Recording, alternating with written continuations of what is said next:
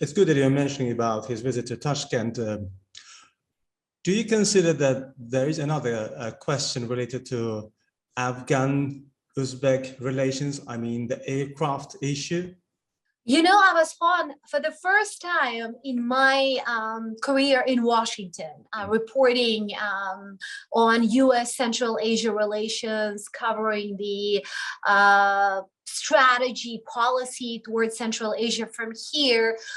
I have not heard about Afghanistan as the U.S. delegation gets ready to travel to the region, because up until now, any conversation with the region, any dialogue with the region or with any country in the region, especially with Uzbekistan, would start with Afghanistan and end with Afghanistan. So if you look at the State Department's statements on Blinken's travel to the region, there isn't such word like Afghanistan as Afghanistan in that text.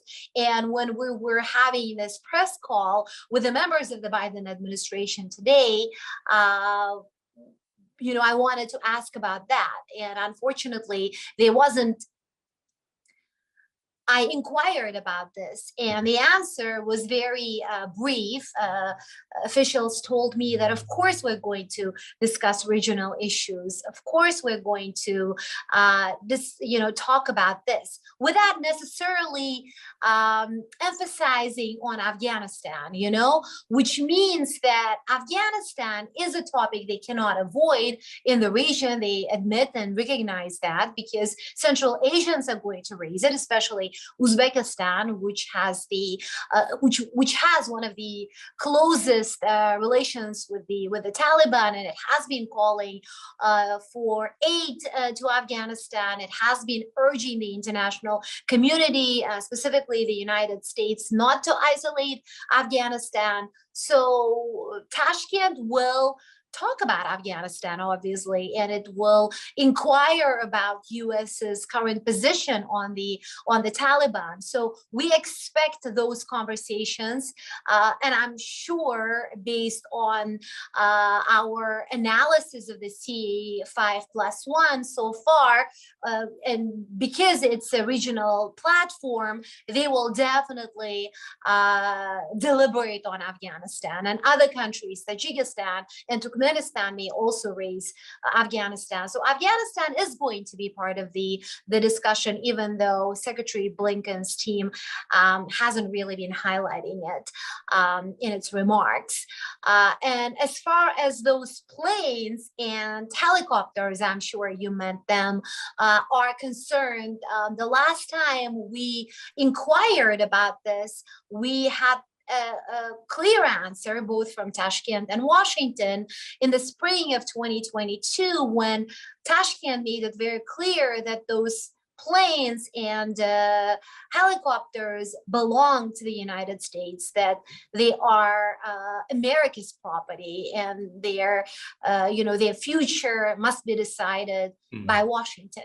And the Pentagon confirmed this to the Voice of America then, that they were looking into this issue, and they were working with the Uzbek government about what to do with them, which plane or helicopter is going to be, let's say, trashed, to put it simply, or transferred to another location.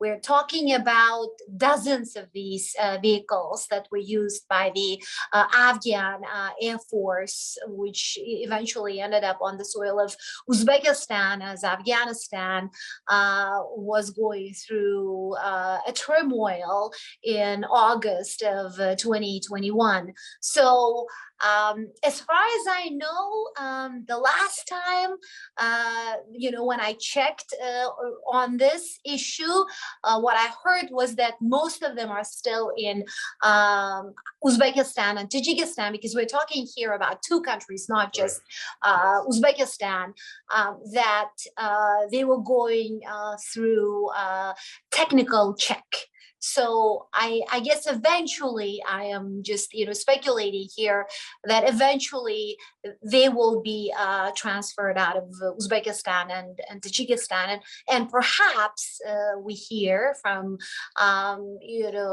officials who are focused on this, that some of them could be given to the host countries if they want them, if they are asking for them, but they have to be in the kind of in the kind of shapes that that they are transferable, right? I mean, because Afghans have used them for years. So if they don't qualify to be utilized further, then they will simply be destroyed.